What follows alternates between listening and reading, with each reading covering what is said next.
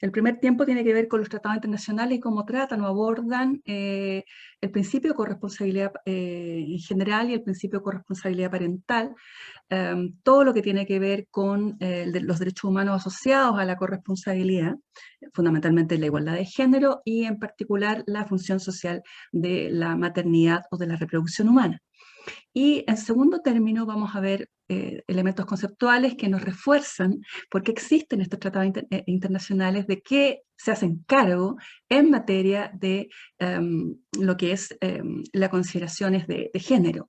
Fundamentalmente los conceptos nos invita a esa fase a comprender cómo se relaciona con los conceptos de sexo y género, con la comprensión de lo que significa en la historia del desarrollo de la humanidad de lo que es la visión de la división sexual del trabajo.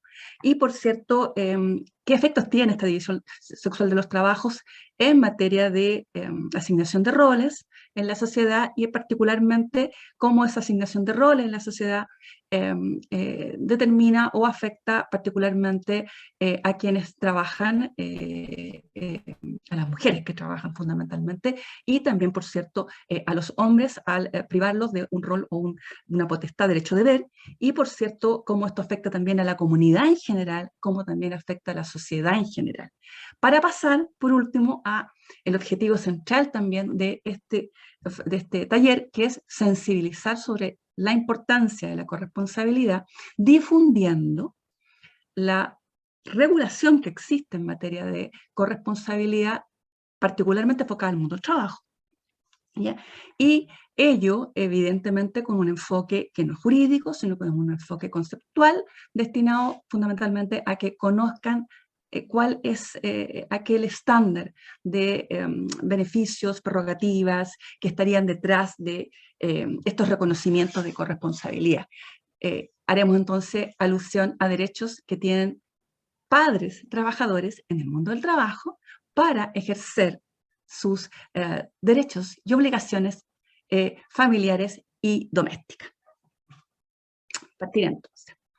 Ya, bueno, como les planteaba, lo primero que vemos es lo conceptual que tiene que ver con el derecho internacional del trabajo, de los derechos humanos, y en particular abordaremos desde lo más general hasta lo más particular. Lo más general probablemente no es lo más antiguo, iba a decir lo más añejo. Yo soy muy antigua, entonces probablemente ocupo muchas palabras acordes a mi formación más cultural, ¿no? Una mujer criada en los 60 y 70. Tocaremos entonces la Convención sobre la eliminación de todas las formas de discriminación, en primer lugar, que no es la convención más antigua en materia de igualdad de género, pero que es la convención moderna, la más importante, por cierto, la más integradora de todas las esferas en las que a las comunidades de Naciones Unidas les interesa que los estados se ocupen y diagnostiquen y analicen y tengan políticas. Por ende, es una convención que tiene esa vastedad que nos permite abordar una temática tan importante como esta también desde la digamos, de la integralidad, no solamente mirándolo desde el mundo de vista del trabajo, sino lo que implica finalmente verlo en todos sus ámbitos, en todos los ámbitos, cómo no solamente importa la corresponsabilidad para los temas laborales, sino como también impacta para el ejercicio o la vida o la expresión de las mujeres en otros ámbitos, que no sean solamente el laboral. ¿Ya? Y después iré a ver otros tratados que son más antiguos, pero que en definitiva tienen o abordan una parcialidad de lo que estamos hablando, no obstante que al ser más antiguos probablemente son el primer abordamiento de la comunidad de naciones respecto a la importancia del equilibrio en la sociedad, el equilibrio en materia de asignarle roles en materia de cuidados y labores domésticas a los miembros de la sociedad. La Convención CEDAW es una convención muy importante, en primer lugar. Todo funcionario público debe al menos tener una comprensión de que existe este tratado, que este tratado está ratificado por Chile, que es un tratado que tiene alta ratificación en el mundo, uno de los tratados de mayor ratificación en el mundo, tuvo una pronta vida en el mundo, fundamentalmente por la importancia de las temáticas expuestas y el valor que le asignan los estados transversalmente de todo tipo de color político y, por cierto, las agencias que hacen difusión de este tratado. Este tratado además es un tratado de última generación. ¿Qué quiere decir? Que es un tratado que avanza en acercar los derechos humanos a las personas y también en plantear que estos derechos humanos tienen que ser concretos, tienen que tener una expresión concreta. Y nos lleva de una igualdad para que la difundíamos los abogados, que era una igualdad formal, de papel, de la letra de la ley, a igualdades materiales, a igualdades concretas, a resultados, ¿ya? Fundamentalmente por traernos conceptos de lo que significa la igualdad que aluden a resultados igualitarios, ¿ya? No solamente a reconocer con supuestas condiciones igualitarias en lo que son la entrega de beneficios, el reconocimiento de derechos y prerrogativas, etc. Es una convención, como les dije, moderna, es del 79. Chile ratifica los acuerdos de las postrimerías del régimen militar, acuerdos para avanzar hacia el régimen democrático en el año 89. Es una convención que se hace cargo de un trabajo de larga data, desde los 46 en adelante, una comisión que era la comisión ya de la condición jurídica de la mujer, que analizaba tantos aspectos que finalmente vinieron a construir un diagnóstico de cuál era la condición de la mujer en muchos ámbitos de la vida humana, en el ámbito político, en el ámbito cultural, en el ámbito económico, en el ámbito laboral, etc. Y, por cierto, en ese diagnóstico surge la necesidad de tener un consenso transversal en toda la humanidad para poder de esa manera generar políticas públicas que terminaran con todas las brechas y desigualdades que habían constatado esa comisión de la condición jurídica de la mujer. Y como les dijo, hizo tanto sentido en los 79 esto, que es una comisión que logra en el 81, o sea, en cortos 2 años, a tener ya existencia. Por lo general, los tratados internacionales tienen requisitos para entrar a la vía jurídica en el mundo con determinadas ratificaciones, se logró en corto tiempo. En el mundo internacional 2 años es poco tiempo, por ende habla del sentido que tuvo esta conversación respecto a los derechos de la mujer en el mundo en la década de los 70.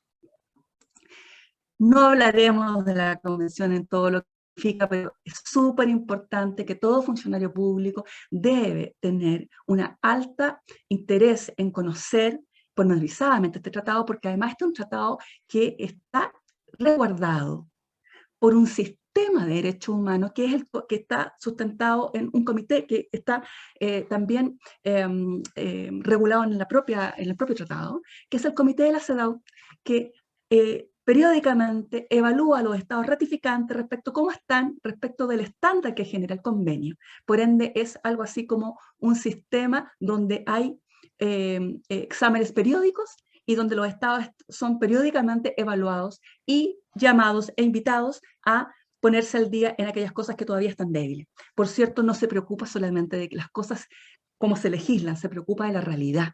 Por ende, pide estadística y pide reporte de las políticas públicas, como también de la aplicación de las leyes que supuestamente se hacen cargo, según los estados, de las brechas y las desigualdades. Por ende, no se queda en, finalmente, una visión meramente legislativa, declarativa de la igualdad. Va más allá y es pormenorizada, integral, periódica.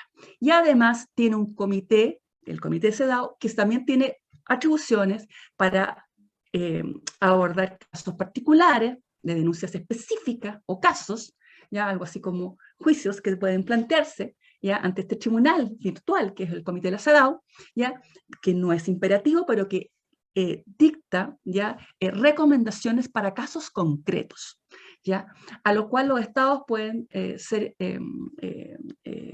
digamos expuestos a este comité para casos concretos cuando han ratificado algo que se conoce como el protocolo facultativo del CEDAW, ¿ya? Que en Chile fue afortunadamente ratificado en diciembre del año 2019, está ya depositada el acta de ratificación, por ende, desde que esto ha ocurrido, Chile ya en el año presente podría situaciones que vayan en contra de lo que plantea el convenio, ser puestas ante ese comité para que lo analice como casos particulares y pueda dictarse respecto de esas situaciones específicas, recomendaciones también de esa categoría, ¿ya? Pero vamos a lo que nos convoca, a ver en qué manera el comité recoge ciertas ideas que están íntimamente vinculadas a la necesidad de generar en el mundo mayor equilibrio en lo que significa la asignación de las labores y los deberes de domésticos y de cuidados al interior de ella. ¿Ya? La primera, digamos, obligación o las mayores obligaciones tienen que ver con las obligaciones que impone en materia de política pública. El convenio impone a los estados muchas obligaciones, pero particularmente algunas que tienen que ver con la política pública que puede ser legislativa, como de planes, programas, que tienen los estados fundamentalmente a partir, dependiendo de su sistema jurídico, de leyes o bien derechamente con las atribuciones naturales o regulares que tienen los servicios públicos. Y la que primeramente quisiera plantearles tiene que ver con la que nos refiere a la cultura, al cambio cultural que invita la CEDAW y que tiene que ver con el deber del Estado, ¿ya?, de tomar medidas para modificar, de adoptar medidas para modificar patrones socioculturales, ¿ya? En la conducta de hombres y mujeres, para eliminar las prácticas consuetudinarias basadas en la inferioridad o superioridad que se le puede atribuir en esa sociedad, en un contexto determinado, a cualquiera de los sexos. O bien también la necesidad de modificar ya funciones estereotipadas que puedan también estar incidiendo en un trato superior o inferior a un determinado grupo. ¿Por qué esto es cultura? Porque finalmente implica una medida de política pública, probablemente no es legislativa en primer orden. Por una ley probablemente yo no voy a lograr que cambie la cultura.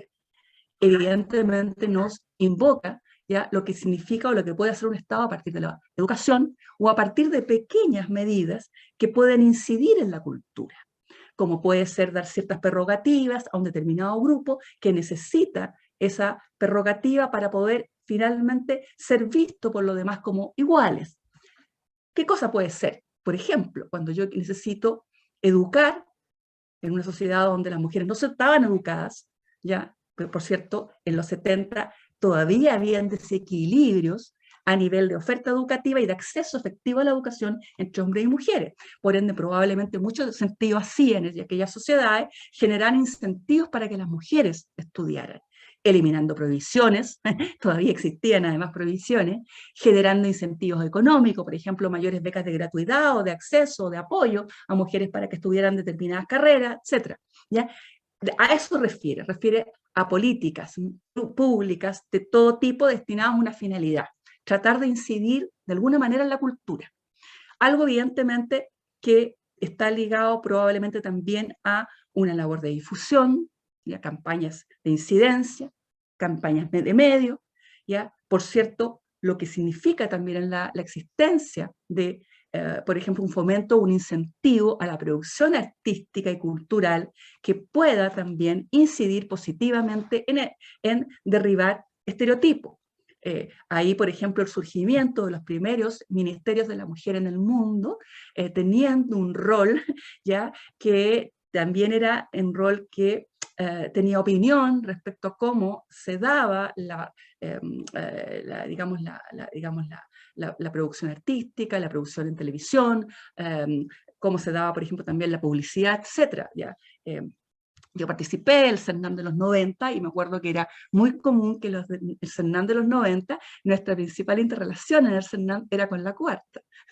Teníamos grandes disputas con el medio de prensa escrita, la cuarta, fundamentalmente por el carácter sexista, aludiendo de que detrás de ese carácter sexista también hay un rol que no está solamente ligado a la cosificación de la mujer, sino que también estaba ligado a reducir a la mujer a un rol que era bastante menor en la sociedad, donde se le podía cosificar porque en realidad su importancia también en la sociedad era menor. ¿Y por qué era menor? Porque también finalmente detrás estaba una invisibilización, una subvaloración de cuál era su aporte a la sociedad. Aporte que, por cierto, no era visibilizado, no era considerado. Hoy día a nosotros esto nos produce risa, nos produce probablemente mucha indignación también si estamos en medio donde no es entendido, comprendido este rechazo a ese tipo de visiones, ¿no? Entonces, primera cuestión, cómo la CEDAW finalmente plantea de que es labor de los estados tratar también de incidir en este cambio cultural finalmente que nos invita finalmente a considerar que es necesario, ¿ya?, en la sociedad cambiar la mirada que tenemos, ¿ya?, de lo que tienen que ser los roles de las mujeres, los roles de los hombres, poner esto en cuestión fundamentalmente para también evitar que este tipo de visiones nos respalden, justifiquen o validen desigualdades. Otro elemento importante de esta convención es que obliga al Estado también a garantizar que la educación familiar incluya la comprensión de la maternidad como función social, ¿ya?, y el reconocimiento de la responsabilidad común de hombres y mujeres en la educación y desarrollo de los hijos. No es obviamente el primer tratado internacional que nos refiere a la función social de la maternidad, que finalmente es un lenguaje tal vez que incluso nos parece un poquito quilesado hoy día, pero en realidad es la función social de la reproducción humana, ¿ya? Pero es el primero que lo plantea a manera de tratado, como tratado multilateral que obliga a los estados ratificantes a tomar medidas conforme a lo que ahí plantea, de manera explícita. No habíamos visto probablemente el vocablo escrito en la parte vinculante de los tratados, las expresiones o vocablos función social de la maternidad, ¿ya?, como veremos posteriormente con el tratado 100 de maternidad. Pero este tratado sí lo hace, entonces finalmente esto claramente es muy importante. ¿Y por qué es importante? Porque los países van lentos, los países por lo general, sobre todo los países codificados como el nuestro país latino, van lentos, y si no existen tratados internacionales que plantean la importancia de reconocer la función social, probablemente no van a comprender la relación que existe entre la función social a que el Estado también sea corresponsable de la maternidad, a que el Estado, lo que implícitamente el Estado entiende en cierta medida, pero lo entiende más o menos, lo entiende mucho del paternalismo. Lo importante era tratar de construir de manera mucho más integral, de manera bastante más eficiente. ¿Qué significa eso? Que el Estado, la sociedad, es corresponsable de la reproducción humana, junto a quienes probablemente son quienes están invitados a hacerlo, que son quienes definen o no definen, pero tienen que abordar la maternidad. Entonces, también es importante este tratado porque respalda la visión que en ese momento se tenía, sin la existencia de este tratado, de que la reproducción humana o la maternidad era una función social, es una función social. Todos tienen que finalmente contribuir a que sea posible que la humanidad se reproduzca, ¿ya? Y esa reproducción tiene una expresión importante, permanente, en el tiempo, no solamente lo que se adopta como política pública para que se produzca y las personas procreen y nazcan niños y niñas. También tiene que ver con qué ocurre con la vida de esas personas y cómo esas personas posteriormente también se reproducen, ¿ya? Entonces, eso es relevante. También es relevante en la CEDAW el valor que le da la CEDAW a la necesidad de que los estados promuevan el desarrollo pleno de las mujeres en todo ámbito, ya fundamentalmente donde puedan expresarse. En ese minuto del desarrollo de los tratados internacionales se hablaba de esferas políticas, sociales, económicas y culturales. Hoy día hablamos de múltiples más esferas, pero lo concreto es que donde el ser humano ya necesite y pueda desarrollarse, las mujeres tienen que tener derecho a desarrollarse, y el Estado le juega o tiene un rol de promoción pleno de ese desarrollo, ¿ya? Donde pueda tiene que estar la mujer, y nada que exista en el mundo puede ponerle trabas a ese desarrollo, y la mujer no puede tener su historia hecha, ni puede ser, la sociedad puede asignarle tareas, obligaciones o misiones que cercenen esa posibilidad de estar en cualquier esfera como lo puede hacer un hombre. Y por cierto, también es muy importante, esto siempre lo digo porque tiene que ver con conceptos que hemos ido en los últimos años comenzando a aquilatar, a valorar y a transversalizar, y por cierto ya comprender de qué es necesario para avanzar más rápido en materia de igualdad de género. También lo es sumamente importante porque como es un tratado de última generación en materia de igualdad de género, también es de última generación en materia de entender lo que es el principio de igualdad. Y el principio de igualdad finalmente supone que no que a todos hay que darle lo mismo o que todos somos iguales, sino que las personas finalmente tienen que tener acceso, ¿ya?, a aquello que sea necesario para finalmente poder ejercer los mismos derechos en plenitud.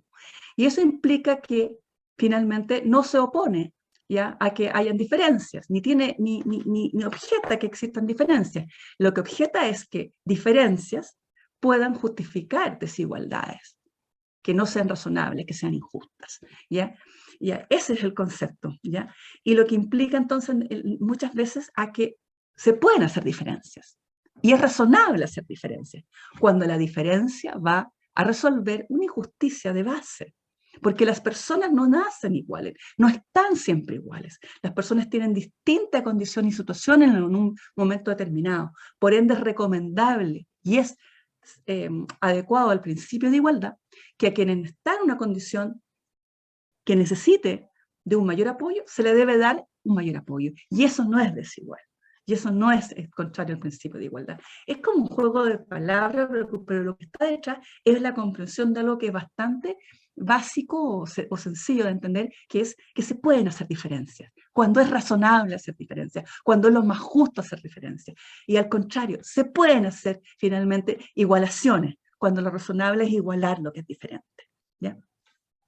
Pero además, esto se puede hacer como mientras tenga sentido hacerlo en el tiempo.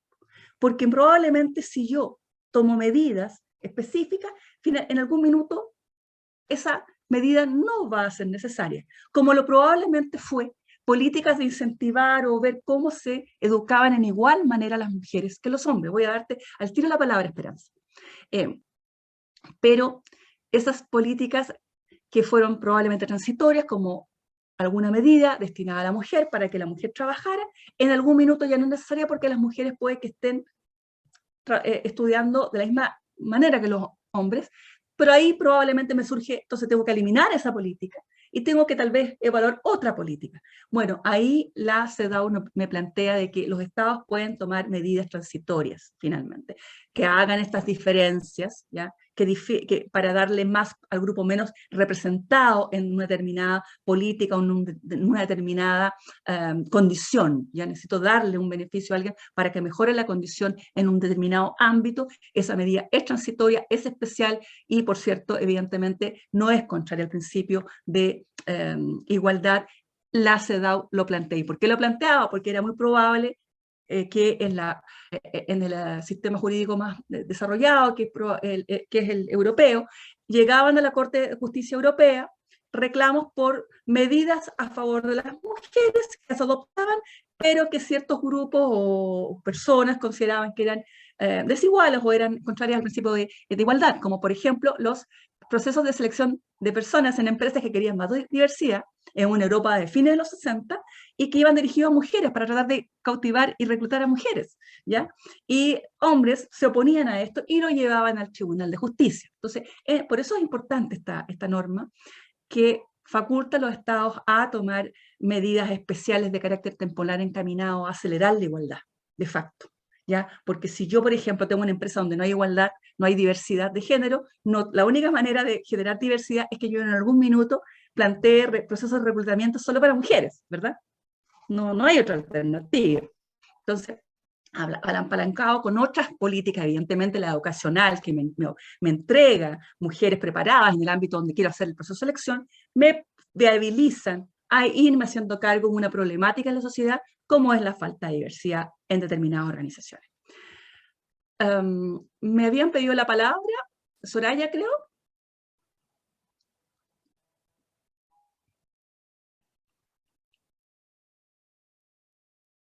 ¿Sí?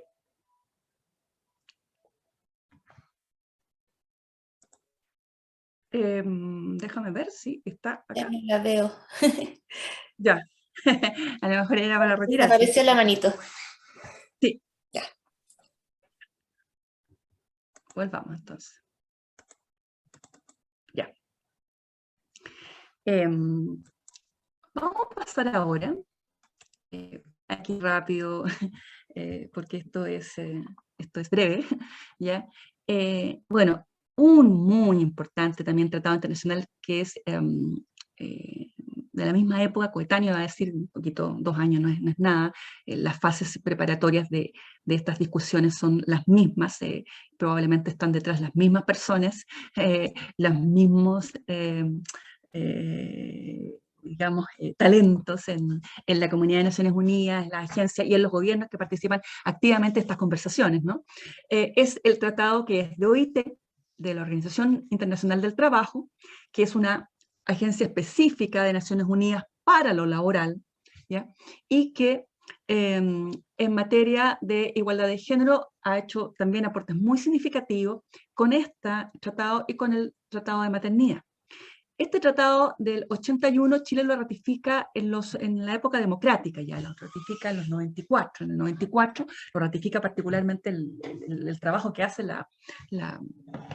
digamos, en esa época el Servicio Nacional de la Mujer, que tentaba tanto la función de hacer política y de incidencia como también de generar la acción propia que hoy día sigue desarrollando como CERNAM en lo que es concreción de política pública.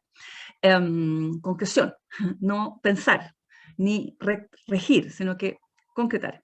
Y es un tratado interesante, es un tratado que está dirigido al mundo del trabajo, por ende es un tratado que muchas veces es visto solamente para el mundo del trabajo remunerado, pero la verdad es que en general los tratados internacionales de la OIT no siempre se circunscriben al mundo del trabajo remunerado, porque también abordan todo lo que es el trabajo autónomo, el trabajo cuentapropista, el trabajo comunitario, el trabajo de subsistencia, ¿ok? Donde existen las mismas necesidades de cautela, de la seguridad de las personas, de estándares, etc. ¿Ya?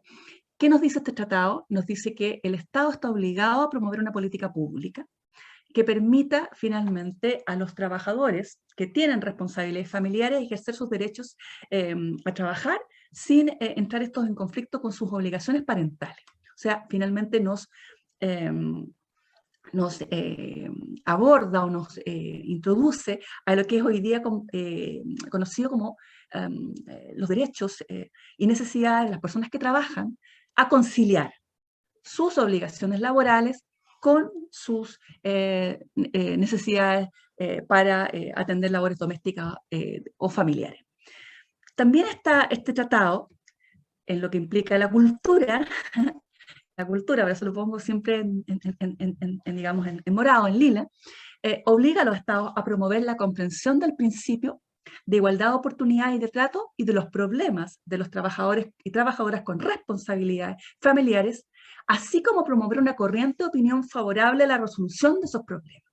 O sea, obliga al Estado a hacer lo que hoy día estamos haciendo, tratando de sociabilizar la importancia que tiene en la sociedad, a todos los que están en la sociedad, a los entes públicos, a los entes privados, a las organizaciones, a las comunidades, a las personas que tienen responsabilidades familiares como las que no tienen responsabilidades familiares, a comprender la importancia que aquellos que tienen responsabilidades familiares tengan la posibilidad de conciliar, ¿ya? Tengan la posibilidad de conciliar. O, como dice el tratado, solucionar el problema de la tensión. La tensión. Por cierto, una tensión que hoy día también se ve desde el ámbito económico. Hay una tensión también en la economía respecto a lo que implica producir y que las personas vivan y puedan vivir. Porque las economías no son prósperas cuando las personas no pueden vivir en plenitud. Las economías prósperas son aquellas, o las más prósperas, son aquellas donde las personas pueden vivir con mayor plenitud, porque con mayor plenitud pueden hacer más cosas que generan un, digamos, intercambio de bienes y productos y de satisfacción humana virtuosa. Entonces también hay una valoración, por cierto, en algún minuto estos debates, que de las agencias económicas y las agencias de desarrollo, donde también dicen, bueno, esto tiene sentido, esto tiene sentido, esto tiene sentido que las personas vivan, tiene sentido que las personas además vivan y sean, en el fondo, personas que pueden desarrollarse plenamente. Tiene sentido que las personas socialicen, sus obligaciones, compartan. No tiene sentido que solamente unos se dediquen a las labores domésticas y los otros no. ¿Por qué? Porque si no, probablemente ahí van a generarse muchas injusticias. Las sociedades esclavistas, convengamos que no eran particularmente prósperas económicamente para toda la humanidad. Y por cierto, para la economía específica donde existían. O sea, habían posibilidades de crecer de manera integral, por cierto, a todo tipo de escala, de manera más rápida, de manera más armónica con lo que era lo que todos querían en ese minuto para la sociedad. Entonces, eso es importante, el tema cultural que plantea también esta convención, de la cual solamente voy a dar un slide, pero que en definitiva es sumamente interesante o relevante para lo que es lo que conocemos hoy día por corresponsabilidad y necesidades que deben los estados promover en materia de conciliación para las personas en la sociedad. Por cierto, también está el convenio 103, que es el más antiguo. Este es el convenio madre, en definitiva, de este tipo de miradas. Es un convenio que en el preámbulo tiene muchas ideas que son muy interesantes de analizar, y en la parte ya más vinculante, con obligaciones para los estados, evidentemente, es en un tratado del 52, que no obstante es muy revolucionario, ¿ya? Como todos los convenios del 50, posguerra, con todos los bríos que venía el mundo tratando de reconstruir su sistema económico, genera un debate de políticas públicas para favorecer el trabajo y comprender la dimensión de las personas en el ámbito de la subsistencia laboral, etc. Da también pasos agigantados en tratar de concebir ya este mundo donde todos puedan desarrollarse. No refiere de manera exacta, usando el vocablo de función social de la maternidad, pero la verdad que es el primer convenio que consagra la función de la maternidad social. ¿Y por qué?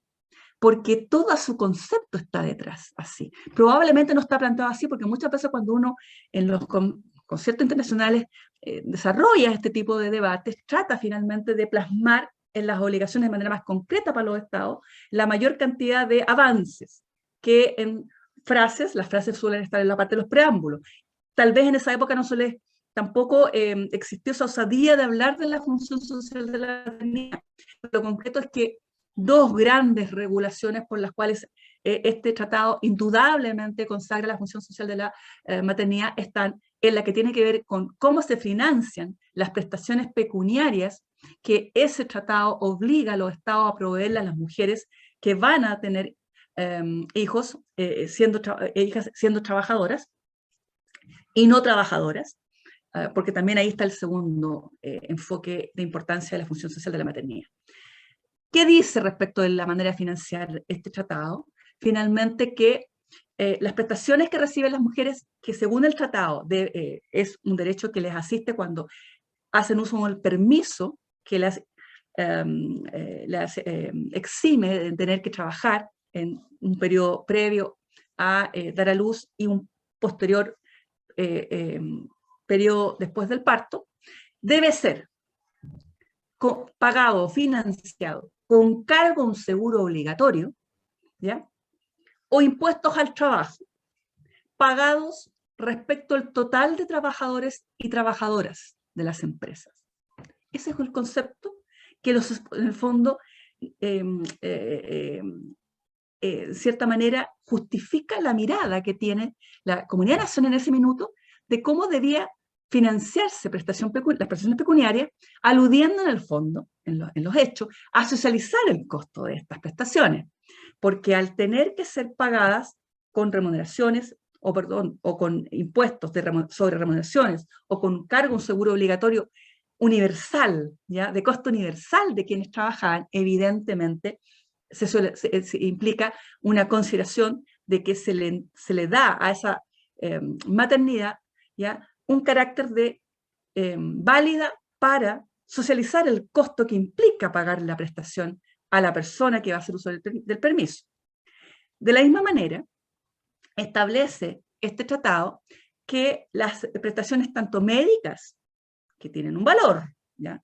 Hospital, pagar los honorarios a la matrona o al médico que asiste a la persona embarazada, deben también otorgarse con cargo a un seguro social obligatorio, ¿ya?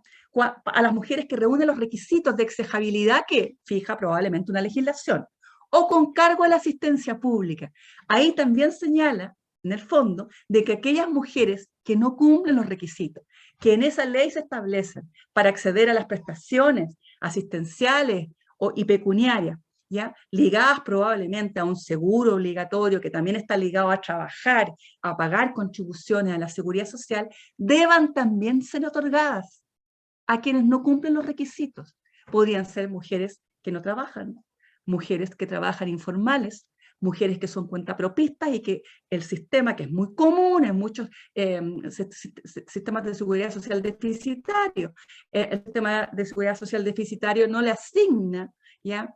Muchas veces prestaciones de seguridad social o acceso a la seguridad social a quienes independientes, a la mujer que trabaja para el independiente, como era el caso de Chile hasta hace un tiempo atrás, ¿ya? Entonces, bajo ese punto de vista, acá también se plantea de que la maternidad tiene esta función social porque al final los estados están obligados a entregarle a lo menos una prestación financiada con la asistencia pública a quienes efectivamente no cumplen requisito alguno. Porque ahí también finalmente hay una necesidad de política pública en esta función social no explícita del Convenio 103 de maternidad. Para terminar esta fase que es de reconocimientos, quería solamente plantear que esta fase, finalmente, que tiene que ver con cómo los tratados internacionales reconocen la función social de la maternidad, la función social de la reproducción humana, está íntimamente ligada con socializar ya finalmente todo lo que implica para la sociedad que las personas vivan, se reproduzcan, existan, ¿no? Y esto tiene que ver no solamente con los cuidados a niños pequeños, sino que también probablemente hoy día a ese grupo que es más creciente en la sociedad, que es las personas mayores, que van a requerir cuidados paulatinamente en la medida de que vayamos también considerando también la importancia de esa necesidad en la sociedad, ¿no? Sobre todo para que quienes están a cargo de esas personas necesiten, o sea, tengan también la posibilidad de desarrollarse en todas las esferas, como el resto de las personas que no tienen personas a su cuidado. Sobre esto, entonces, se está hoy día generando un gran debate, que es un debate que tiene mucho sentido que se dé para tratar de transversalizar la importancia de estas materias, no obstante de que están plasmadas en tratados internacionales a los que me he referido. Y fundamentalmente porque no obstante que estén plasmados en tratados internacionales y ser obligación para Chile, y por ende ser transmisibles al debate constituyente, porque el debate constituyente parte con contenidos que vienen dados, que son justamente los contenidos de derechos humanos reconocidos en tratados internacionales vigentes, o sea, aquellos ratificados, como los 3 a los que ya me he referido. Lo concreto que, para que tengan expresión en la sociedad, porque el derecho humano no existe solo porque esté en un tratado, ni porque el Estado lo ratifique, sino que porque todos lo comprendamos y además comencemos a hacerlo carne y expresión práctica en el cotidiano, ¿no? Entonces ahí también es importante socializarlo en el debate de contenidos constituyentes, y en el debate contenido constituyente, sin lugar a duda, ha tenido bastante difusión la demanda, sobre todo de los colectivos feministas, como también de las organizaciones empresariales, que han hecho también mucho trabajo por los temas de difundir la corresponsabilidad y los deberes de conciliación, que incluso ellas mismas han ido asumiendo, socializando entre sus miembros, pero también las organizaciones sindicales, por el valor que hoy día le dan las personas trabajadoras a las necesidades de tiempo de las personas que están en sus organizaciones sindicales. Lo concreto es que también se ha ido planteando esta demanda porque nuestra futura constitución reconozca expresamente la función social de la maternidad o de la reproducción humana.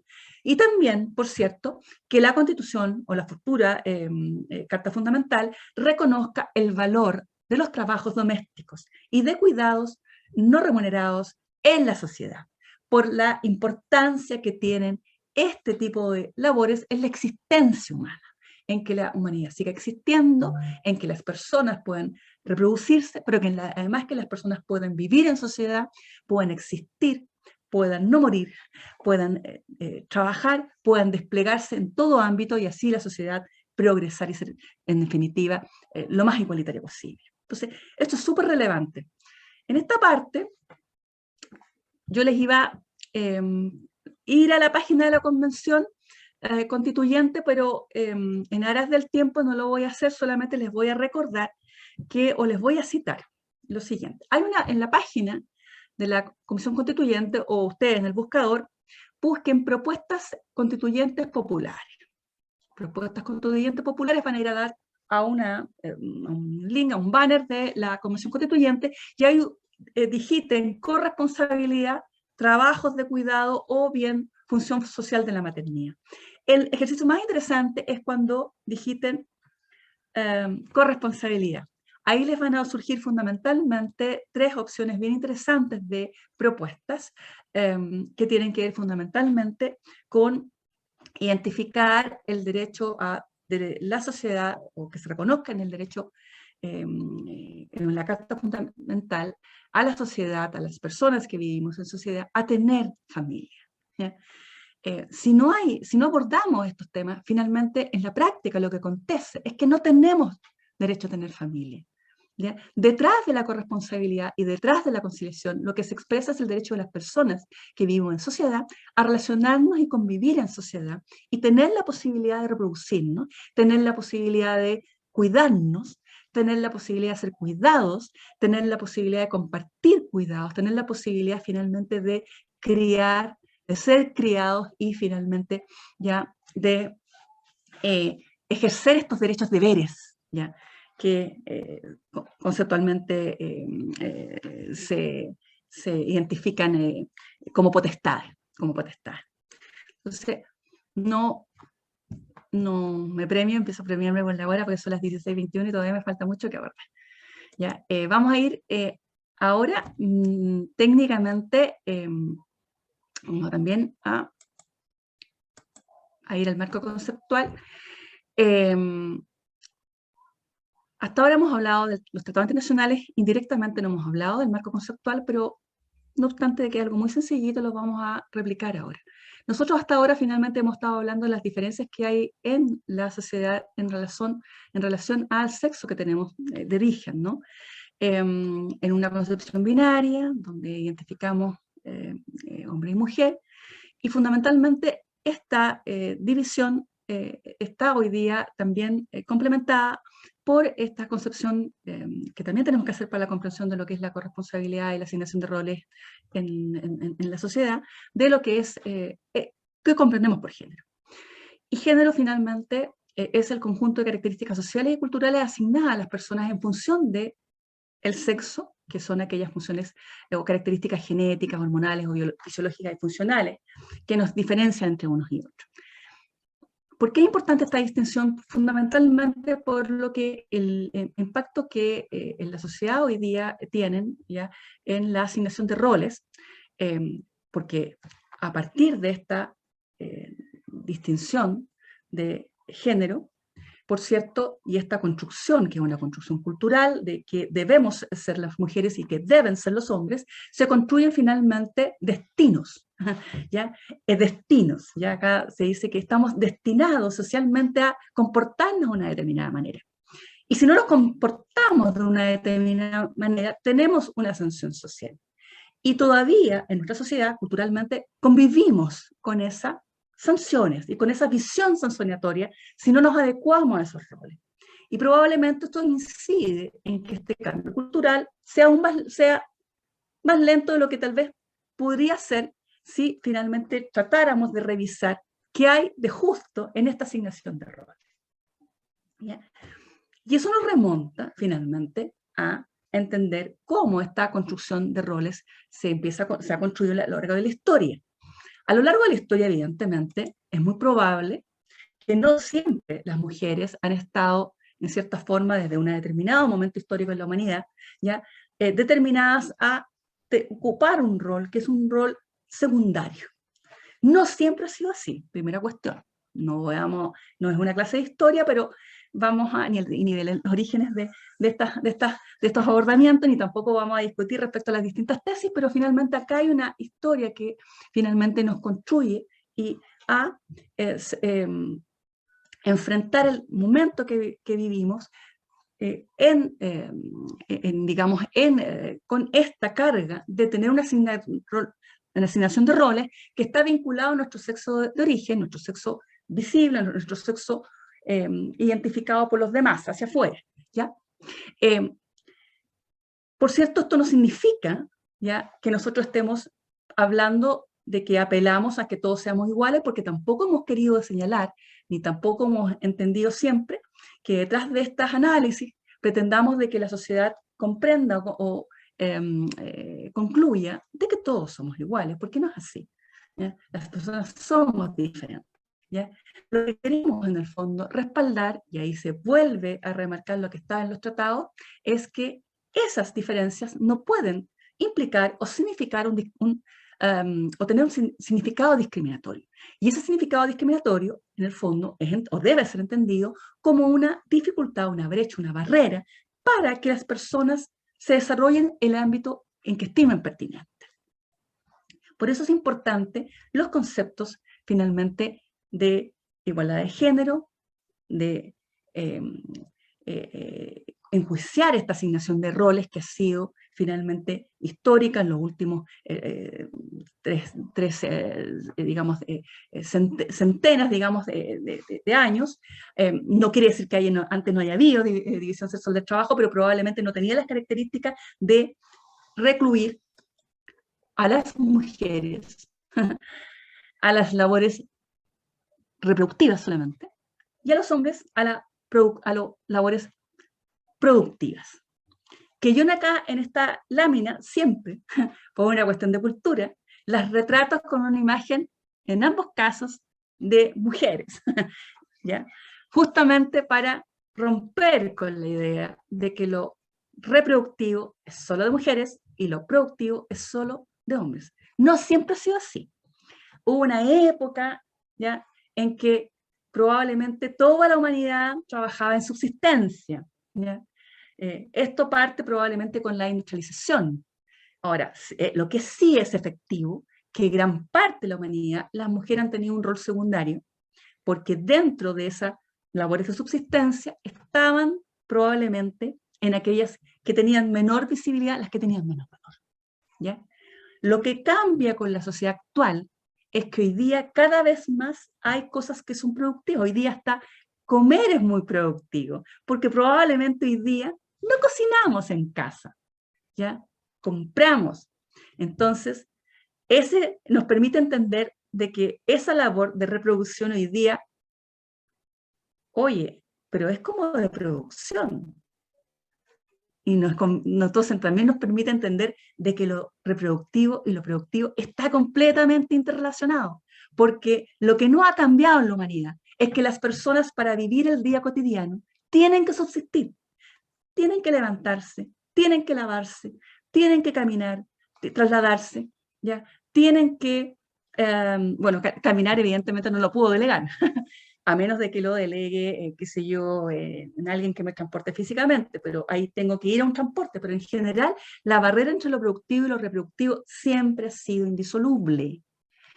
En algún minuto de la humanidad, producto de la industrialización, lo comenzamos a separar, y esta visión ya de la división sexual del trabajo contribuyó a dividirlo como si fuesen estancos completamente separados, cuando no lo son. Cuando no lo son. No están separados, ni las mujeres estaban asignados a uno de ellos inevitablemente y fatalmente. Están interrelacionados. Y las mujeres no estaban, ni tenían que estar, en el fondo, determinados a quedarse en uno de ellos. Van en conjunto. Y no solamente porque las economías, las sociedades hacen de que las mujeres tengan que salir del hogar, donde estarían felices de seguirse quedando según algunas personas que les puede gustar aquello, sino porque, y legítimo que sea, porque el ser humano es libre y puede definir lo que estime pertinente. Lo concreto es que también existe el derecho, finalmente, a que las personas sean distintas y que en ese nivel de desarrollo, ¿ya?, las personas necesiten también plasmarse profesionalmente, Y en este caso, en las sociedades que hoy día vivimos, ese plasmarse profesionalmente muchas veces es a cambio de una retribución económica, ¿ya?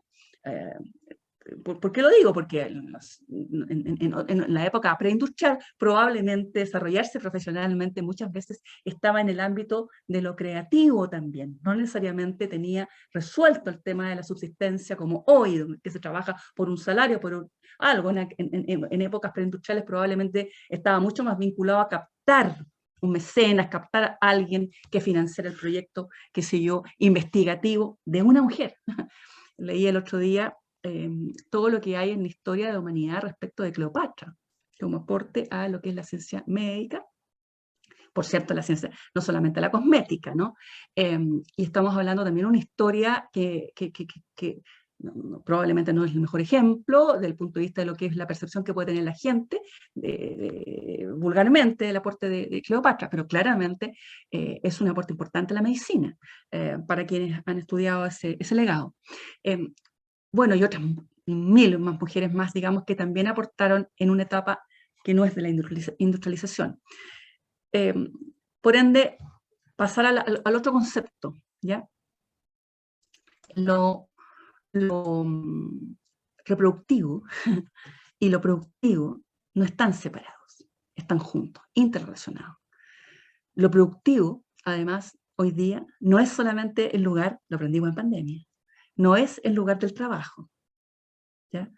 Que conocíamos tradicionalmente, la empresa, la organización, la universidad, hoy día es la casa. Y a la vez, la casa ya no es el lugar de lo reproductivo. De hecho, hace mucho rato, incluso desde antes de los décadas del segundo 50 años del siglo pasado, tampoco lo era. O sea, se va a los espacios externos, se va al colegio, se va digamos, a la consulta médica, al hospital, etcétera, donde finalmente se seguía trasladando estas digamos, conductas, estas necesidades, estas tareas que tienen que ver con la crianza, con el cuidado, con lo doméstico. Comprar, ir al supermercado, ir a la tienda, qué sé yo, al almacén París de aquella época, en fin. O sea, ahí hay una interrelación. En algún minuto, probablemente de escasa imaginación en la sociedad, se nos ocurrió dividirlo. No están divididos. ¿Y cómo nos afecta? Porque seguimos pensando que están divididos. Y como están divididos, seguimos pensando que corresponden a unos y a otros, y no compartidos. ¿Y por qué se relacionan con la corresponsabilidad? Porque fundamentalmente, corresponsabilidad tiene que ver con equilibrio en la sociedad, en todo aquello que sirve para vivir en sociedad. Y vivir en sociedad implica hacernos cargo de todo aquello, tanto lo que implica ya lo que hasta ahora hemos entendido como tradicionalmente reproductivo, aquello que se trabaja y está monetarizado y que tiene un salario, como aquello que no lo es, pero que sirve de la misma manera a esa subsistencia humana, no siendo reconocido hasta ahora ni remunerado, lo que no implica que eternamente no lo vaya a hacer. Puede serlo como no, va a depender un poco del futuro, de cómo se desarrolla el mundo y el valor que le asignen fundamentalmente a socializar esta forma de organizarse en la sociedad. ¿Qué efectos tenemos? Evidentemente, cuando no lo hacemos. ¿Qué efectos tenemos cuando no nos preocupamos finalmente de socializar las obligaciones domésticas y de cuidado en la sociedad? Que solo algunos o algunas lo hacen, y que solo algunas lo hacen, cuando solo algunas lo hacen, ya se producen enfermedades en la sociedad, como la enfermedad del absentismo. El absentismo o aquella doble jornada o aquella recarga jornada o la doble presencia, como queramos llamarla, de mujeres que trabajan en trabajos, en organizaciones, a cambio de un salario, donde además tienen que abordar sus labores o las labores de otros que no las quieren compartir, no las quieren hacer, y solo ellas las hacen. Cocinarle al hijo que trabaja, al marido que trabaja, etc. A otra mujer que trabaja en la familia y que tampoco ha asumido su parte, ¿ya? Y ahí hay una enfermedad. ¿Qué otra enfermedad? La enfermedad probablemente pandémica más importante que uno ha logrado y que ha roto un poco, o que ha hecho, ha sido más gatillante de esta conversación en el mundo, y que tiene que ver con lo invisible que es el trabajo. ¿Ya? El trabajo, este trabajo que no es el trabajo tradicional, asalariado, remunerado, sino que es aquella labor finalmente que es productiva, porque da esa importancia, pero es para uso propio, para uso de terceros, y que no tiene una remuneración a cambio. ¿Ya? Y es productiva porque permite que otro haga algo, permite que la sociedad de vuelta progrese, pero no le damos visibilidad. Y al no darle visibilidad, estigmatizamos a alguien o mantenemos a alguien con un efecto negativo, como lo vamos a ver seguidamente, pero además, generamos también un efecto adverso, ¿ya? Y que tiene que ver con que esa persona finalmente, o ese tipo de trabajos similares, como trabajos similares a ese, que sean remunerados, siguen teniendo el sesgo este de que es un trabajo de menor calidad, no relevante, ¿ya? Como es el trabajo, por ejemplo, de cuidados o de domésticos remunerados, oficio, ya que profesional, que existe de larga data en la humanidad, pero que constantemente tiene problemáticas en muchas realidades y sociedades, a ser considerado como trabajo, aceptado como trabajo digno. Hay gente que cree que es indigno limpiarle a otros, hay gente que cree que es indigno cuidar a otros que no sean familiares, porque dedicarse a eso pareciera ser indigno. ¿Cómo va a ser indigno aquello? Si es necesario, si es correcto, es valorable, debiera ser pagado con mucha mayor, probablemente, celo que otros trabajos que tienen, desde el punto de vista intrínseco, tal vez un valor de menor condición, menor calidad. En fin. Entonces se siguen también, también genera esa invisibilización del trabajo productivo, que llamábamos antes reproductivo, no remunerado, ¿ya? Y pensamos que no es productivo porque no es remunerado, ¿no? Es como una paradoja, ¿ya? También perjudica a los trabajos también similares, de contención, de cuidados, de atención, ¿ya? Que son hechos de manera profesional y que sí reciben a cambio una remuneración por realizarse, ¿ya? Esos son los efectos, ¿ya? No vamos a dialogar más, pero esos son los efectos. Y afectan mucho, afectan la capacidad que tienen las mujeres en decidir qué es lo que quieren hacer con sus vidas. Evidentemente, porque si las mujeres no pueden decidir qué hacer con sus vidas porque tienen que dedicarse obligatoriamente a labores domésticas o de cuidado, finalmente no van a poder tomar decisiones en su vida económica, tampoco en su condición física, no pueden probablemente tomar decisiones de ninguna índole. Y, por ejemplo, acá yo se las dejo nomás para que ustedes las revisen, la incidencia que tienen, por ejemplo, esta es una tabla que refleja la tasa de personas, segregada por sexo, hombres y mujeres, que sin ingresos propios, ¿ya? Y si se fijan, en todos los países, sin excepción, evidentemente hay países que hay mayor cantidad de personas que no tienen ingresos propios, que son países probablemente donde hay más mujeres y hombres que tienen dificultades para incorporarse a el trabajo, al mercado del trabajo, que tiene la gracia y a veces de generar un mayor confort y estándar a las personas trabajadoras, un mayor salario y también mejores condiciones de trabajo, que aquellas que son de subsistencia o, en la informalidad. Pero lo concreto es que también hay una gran disparidad o brecha entre lo que la condición de las mujeres respecto a ser personas sin ingresos propios a los hombres sin ingresos propios. Pero además, si miramos también cuál es la incidencia, ¿ya?, de las mujeres en violencia, también vemos un efecto que tiene el que las mujeres finalmente en la sociedad ya no tengan la posibilidad de elegir qué hacer, elegir trabajar, poder trabajar, que no es solamente elegir trabajar, también es que los estados tengan finalmente economías que les permitan ofrecerle a las mujeres trabajo, productivo y bien remunerado, y además los apoyos necesarios para hacerlo. No quiero simplificar el tema. ¿Ya? Acá hay una incidencia. Entonces, hemos visto entonces lo que son los derechos humanos en materia de corresponsabilidad y conciliación. Está ligado a esta concepción de función social de la reproducción humana. Esta mirada que enjuicia la división de roles, la asignación solo a las mujeres de las labores de cuidado y doméstica en la sociedad, en los hogares y en todo orden.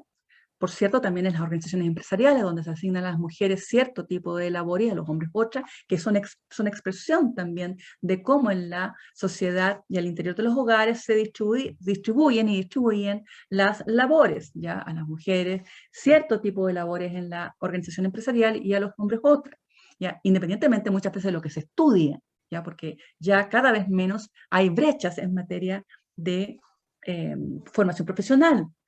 Y las mujeres también están siendo orientadas y siendo invitadas a estudiar aquellos que desean estudiar y no aquello a las que la sociedad les dice que es lo correcto que estudien, ¿ya? O aquello en lo que se capacita. Y largamente entonces, quedándonos 20 minutos, ¿ya? Pero suficiente para comprender la importancia finalmente que tiene la difusión de el concepto de corresponsabilidad y el concepto de conciliación al interior de las organizaciones, fundamentalmente aquellas que están a cargo sea de la definición de políticas públicas a nivel local, como también de la ejecución de políticas públicas a nivel local. Son finalmente aquello que tiene que ver con el concepto de corresponsabilidad. Primero partir que el concepto de corresponsabilidad es ampliamente usado y si nosotros fuésemos bastante inteligentes lo podemos elevar en jerarquía, como ya lo hemos ido realizando en esta clase, y plantear que está vinculado no solamente a los cuidados, sino que también está vinculado a lo doméstico. Porque no solamente está porque yo no puedo diferenciar entre si la persona cuida, pero también, o la persona también limpia, porque probablemente, ya, tanto personas que necesitamos cuidados, como personas que no necesitan cuidados, me puse como, pero bueno, tanto las personas que necesitan cuidados como las que no necesitan cuidados, yo todavía no necesito cuidados, afortunadamente, ya, ambas necesitan que los espacios donde trabajan o los espacios donde viven estén limpios. Por ende, la labor doméstica de limpieza es una labor importante en la sociedad. También la labor doméstica de procurarse sustento, comida, pedirla por internet, irla a comprar, trasladarla, etc. ¿Ya? Por ende, acá hay una primera cuestión. La corresponsabilidad puede tener una consideración superior a los cuidados, no está restringida a los cuidados, también está y vale para los trabajos domésticos. Por ende, por eso las encuestas de uso del tiempo nos hablan finalmente de todo aquello en que las personas ocupan tiempo, no solamente lo que dedican a los cuidados, sino que lo que también dedican a labores domésticas, cuánto tiempo la persona dedica en hacer su cama, en limpiar, etc. ¿Ya? Y este concepto de corresponsabilidad alude a aquello, un concepto amplio, nos alude a repartir y redistribuir las tareas domésticas, ¿ya? Y de cuidados al interior del hogar, socializar los costos asociados a proveer apoyo para asumirlas, ¿ya? Entonces, lo que sí que es probable que hasta ahora, ¿ya? Hasta ahora en la humanidad no existe un consenso en que exista la obligación de los estados a generar políticas públicas para socializar el costo de apoyo para labores domésticas, ¿ya? En fin, subsidios para contratar, lo que implique las labores domésticas. Yo soy una fiel creyente de que es necesario. Yo creo que para favorecer las economías, favorecer y promover el empleo de las mujeres, sobre todo en mujeres de los deciles ya más bajos, hay que analizar si es necesario que las sociedades probablemente donde muchas personas que trabajan necesitan apoyo doméstico, no corresponda que el Estado apoye esa necesidad, como por ejemplo generar franquicias tributarias, beneficios tributarios o subsidios para financiar derechamente la asistencia doméstica de esa persona. Obviamente una asistencia profesional, ya, evidentemente. Porque finalmente, esto es como cuando la empresa produce ¿ya? Y tiene costos, y entre el costo está, bueno, lo que pagarle a los trabajadores, los insumos, etc. Bueno, las personas que trabajamos también tenemos una puesta a disposición de nuestro trabajo, y eso pasa porque alguien haya cocinado la comida que comí hoy día, alguien me haya traído la comida que pedí en el delivery, o la persona que está en la casa me haya cocinado si es una persona que tengo en la casa. Y esa persona probablemente también va a tener un mejor salario si todos pueden pagarle el salario que sea justo. Pero probablemente muchas personas que trabajan y necesitan ese apoyo no tienen la capacidad de pagar un salario del valor del apoyo que recibe. Ahí hay un defectillo. Entonces, también esto es un llamado a las economías a ver cómo hacemos política a gran escala, política pública, y cómo vemos estos incentivos. Siempre se ha dicho cuando hablamos de los cuidados, o cuando yo me ocupo de los cuidados, lo que hago es sociedades más prósperas, porque favorezco la oferta de cuidados, que es una industria, evidentemente, mejoro la calidad del cuidado, doy facilidad a quien requiere esos cuidados para poder desplegarse teniendo la claridad de que tiene resueltos sus necesidades de cuidado, etc. Bueno, en lo doméstico es similar. En lo doméstico es similar. Ahí me quería quedar. Pero tenemos que ir a lo de parental. En lo parental, evidentemente, siempre ha habido, en eso ya ha habido todo lo que ha sido estos tratados internacionales, donde sí hay un concepto de que lo que está ligado a la reproducción humana más básica, como la etapa previa digamos, a la reproducción humana, el parto mismo, que es la concreción de la reproducción humana, los periodos posteriores a la reproducción humana, que no son cortos además, porque convengamos de que las personas pequeñas, los niños y niñas, necesitan cuidados hasta una determinada etapa importante de sus vidas, muchas veces de distinta calidad. Hay un minuto en que no podemos dejar a los niños solos, porque si dejamos a los niños solos, los niños se mueren. Hay otro periodo en que podemos dejarlos a veces sin cuidados, adolescentes, en fin, pero tampoco los podemos descuidar tanto, porque si no, los niños también pueden tener o enfrentar problemáticas, como son las necesidades afectivas que pueden tener los niños respecto de las personas que quieren y quieren también tener la posibilidad de compartir con ellas, como sus padres, parientes, amigos, etc. Y, por cierto, también todo lo que implica también para las personas adultas, donde paradojalmente hoy día están puestos más los acentos, por dos razones. Por los cambios demográficos, que nos están haciendo que la curva de la cantidad de seres humanos en el mundo que tienen esa necesidad es mayor a la de los pequeños, porque hay más, paulatinamente hay más personas mayores que niños pequeños en edad de cuidado, pero además porque las personas mayores necesitan probablemente cuidados más caros.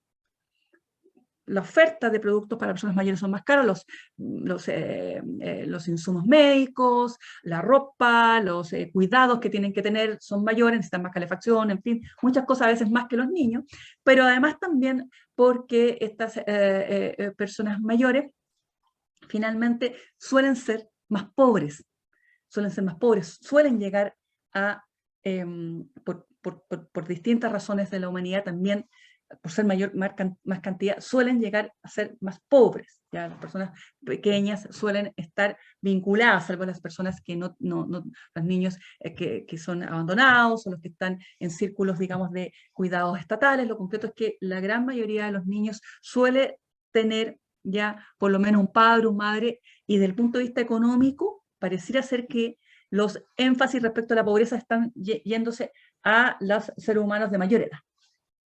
Por eso es importante estas materias. Por eso es importante que, por fortuna, todo lo que tiene que ver con cuidado es una cuestión que está vinculado a este concepto, función social, donde finalmente también se ha extendido a lo que era la crianza y la reproducción humana, a la importancia de cuidado a las personas adultas, Y por cierto, por una cuestión evidente, la humanidad que está detrás de toda esta discusión en la agencia, y nos inspira a preocuparnos de quienes finalmente nos formaron y quienes nos cuidaron, ¿no?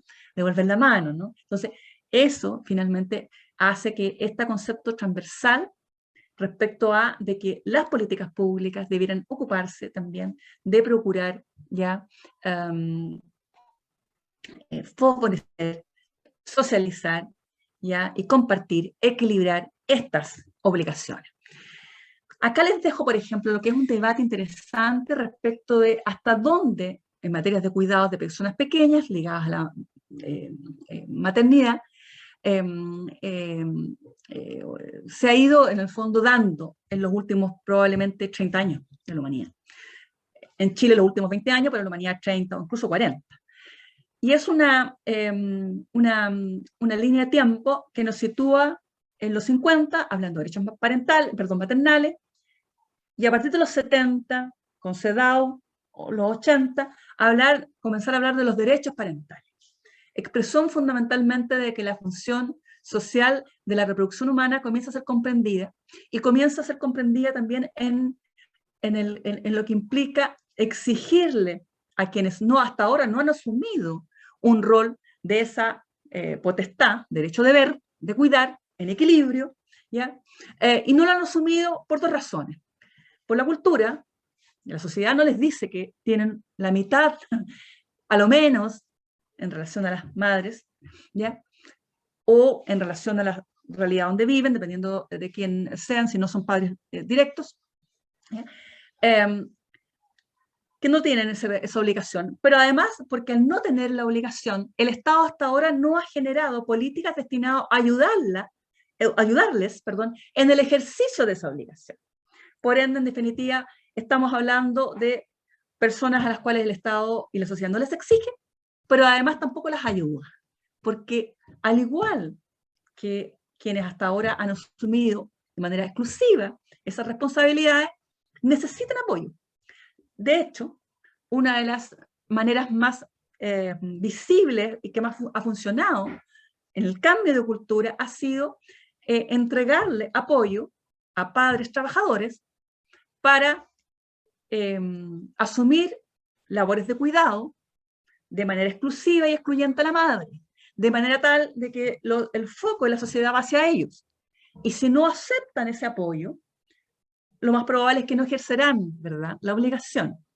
Entonces, ahí en el fondo la cuestión que plantea esa encrucijada es: el padre habrá abandonado el deber sin aceptar el derecho a un apoyo por parte del Estado. El caso más típico es el permiso parental, con derecho a apoyo económico, prestación económica, que se empezó a generar en gran parte de los estados europeos, al inicio en los países nórdicos, Noruega, Suecia, y que hoy día se están extendiendo hacia el resto de los países europeos, como el caso del slide que les presento, que es el País Vasco, creo. Puse a la slide del País Vasco, puse en el slide al País Vasco, que en la pantalla en blanco ven en cuanto a la línea de tiempo, de cómo en 3 años, del 2019 y el 2021, o sea, el año pasado, han tratado de acortar e igualar la brecha en apoyo de política pública a los padres trabajadores para cuidar a sus hijos pequeños. En el 2019, en abril, el País Vasco se planteó incrementar, y así lo hizo, la duración del permiso de paternidad de padres trabajadores en 3 semanas, alcanzando de las 5 que tenían a 8. Tenían 5, llegaron a 8. En el 2020, ¿ya?, la duración del permiso de paternidad se vuelve a ampliar en 4 semanas para llegar a 12 semanas. Y en el 2021 se iguala al de las madres trabajadoras y llega a 16. En la idea de que padres trabajadores puedan también ejercer ese permiso para cuidar a hijos menores. Políticas públicas que en distinta medida se han ido tratando de copiar por los países americanos, evidentemente con un nivel de fuerza más bajo, porque son políticas públicas que deben ser financiadas, y como muchas veces estas políticas públicas no han sido todavía bien analizadas en la sociedad, puede que no tengan un financiamiento colectivo de la misma forma como lo tienen en los países europeos, ligados probablemente a impuestos generales, y al no tener una fuente de financiamiento clara, probablemente van a un tranco más partidito, ¿no? Más que, porque el ejemplo del País Vasco, que también es el ejemplo de Andalucía y de otros estados en España, es de acortar la brecha en 3 años. Pero tenemos nuestra realidad, ¿ya? De país, ya con menos recursos, con una política pública en materia de maternidad que es sólida, siempre ha sido destacada como sólida en lo que implica los derechos de maternidad, y por lo mismo probablemente va a costar ya generar la conversación, o ha costado generar esta conversación para apostar a gastar en cambio cultural. Yo misma muchas veces he tenido grandes discusiones con otras personas que refieren a políticas públicas en la necesidad de avanzar en igualar derechos a padres trabajadores, ¿ya? Y esto fundamentalmente porque se piensa que padres trabajadores se llevarían el derecho, pero no cumplirían con las obligaciones, en circunstancias que por lo general este tipo de beneficios suelen estar indexados a maneras o diseños que apuntan a que aquello no ocurra, Ya hay en nuestra legislación alternativas de ir modelando aquello, que es lo que yo les voy a contar ahora, al final de la clase. Entonces, estamos hablando entonces de corresponsabilidad, que es en el fondo aquella ya corresponsabilidad parental, o sea, aquella que nos invita a abordar de manera equilibrada las responsabilidades familiares al interior de la sociedad. Pero que además, en el caso de quienes forman parte de la familia, nos invitan también a compartir de manera equilibrada y equitativa, ¿ya?, la labor de crianza de los hijos, ¿ya? Esta bonita expresión, bonita anhelo por parte de la sociedad, por parte también, y legítimamente probablemente, de muchas parejas, constituidas o no constituidas en vía de convivencia, ¿ya? Está estresada, y está estresada porque las personas trabajan, y las personas que trabajan no tienen acceso a los mismos derechos, ¿verdad? Como ya claramente y ya majaderamente señalado.